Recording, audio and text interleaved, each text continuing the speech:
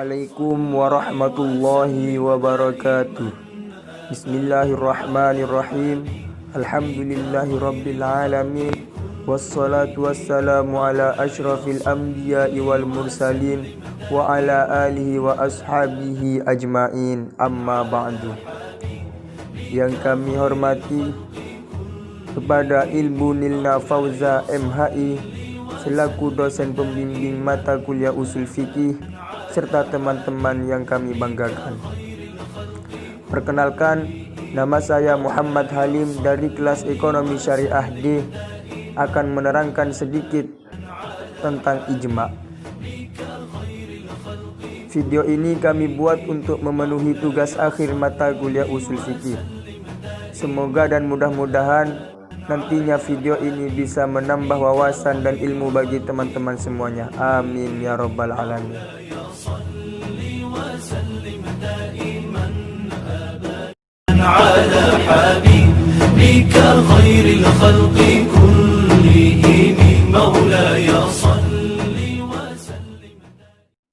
Bismillahirrahmanirrahim. Pengertian rukun, syarat, dan macam-macam ijma. A. Pengertian ijma. Ijma berasal dari kata bahasa Arab ijma'un, adalah kesepakatan para ulama dalam menetapkan suatu hukum dalam agama, yang mana kesepakatan tersebut berdasarkan dengan Al-Quran dan hadis dalam suatu perkara yang terjadi. B. Dasar hukum ijma. Dasar hukum ijma itu ada dua, yakni di dalam Al-Quran dan di dalam dalil as-sunnah. Yang pertama, firman Allah Subhanahu wa Ta'ala dalam Al-Quran yang artinya, dan demikian pula kami telah menjadikan kalian umat Islam, umat yang adil dan pilihan agar kamu menjadi saksi atas perbuatan manusia, dan agar Rasul yakni Nabi Muhammad menjadi saksi atas kalian. Quran Surat Al-Baqarah ayat 143. Dasar hukum ijma yang kedua yakni dalil as-sunnah, sebagaimana sabda Nabi Muhammad SAW yang artinya, umatku tidak akan bersepakat di atas kesesatan. Hadis riwayat Tirmizi dan Abu Daud. C. Rukun dan syarat ijma. Ijma bisa dikatakan ijma apabila memenuhi rukun dan syarat-syarat yang telah ditentukan. Yang pertama, ijma tidak cukup dikeluarkan oleh seorang mujtahid apabila keberadaan seorang mujtahid tersebut hanya di satu masa. Yang kedua, adanya kesepakatan sesama para mujtahid atas hukum syara dalam suatu masalah dengan melihat negeri, jenis, dan kelompok mereka.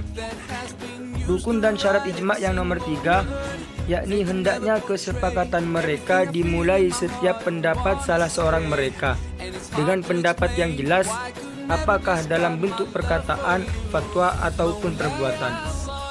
Dan yang keempat, kesepakatan itu terwujudkan atas hukum kepada semua para mujtahid. D. Syarat-syarat mujtahid. Seseorang bisa dikatakan mujtahid apabila memenuhi syarat-syarat tersebut. Yang pertama, seorang mujtahid memiliki pengetahuan dasar yang berkaitan dengan Al-Quran, As-Sunnah, dan pengetahuan tentang masalah ijma yang sebelumnya. Yang kedua, memiliki pengetahuan tentang usul fikih. Dan yang ketiga, yang terakhir, yakni seorang mujtahid harus menguasai ilmu bahasa Arab. Kedudukan ijma. Jumhur ulama berpendapat bahwa kedudukan ijma menempati salah satu sumber atau dalil hukum sesudah Al-Quran dan Sunnah. Jadi sumber hukum itu yang pertama adalah Al-Quran, kemudian As-Sunnah, dan selanjutnya yakni ijma. F. Macam-macam ijma. Macam-macam ijma' jika ditinjau dari segi terjadinya itu ada dua, yakni ijma' shoreh dan ijma' sukuti. Yang pertama ijma' shoreh. Ijma' shoreh yakni kesepakatan para mujtahid atas suatu perkara tertentu pada masa tertentu pula. Dan para mujtahid tersebut mengungkapkan pendapatnya masing-masing baik dengan lisan atau perbuatan yang mencerminkan pendapatnya, dan kemudian dimusyawarahkan berbagai pendapat tersebut hingga menjadi satu kesepakatan yang disetujui oleh semua mujtahid. Yang kedua, ijma' sukuti. Ijma' sukuti adalah kesepakatan yang dimulai dengan pernyataan sebagai mujtahid tentang sebuah persoalan dan sebagian lainnya tidak menentang dan hanya diam, yakni tidak memberikan komentar setuju atau tidaknya terhadap pernyataan yang telah dikemukakan. Yang selanjutnya, ijma' jika ditinjau dari segi keyakinan. Ijma' jika ditinjau dari segi keyakinan itu juga dibagi menjadi dua. Yang pertama ijma' qat'i dan yang kedua ijma' zanni. Ijma' qat'i adalah hukum yang dijadikan ijma' itu adalah sebagai dalil qat'i, yakni diyakini terjadinya, diyakini benar terjadinya. Yang kedua ijma' zanni.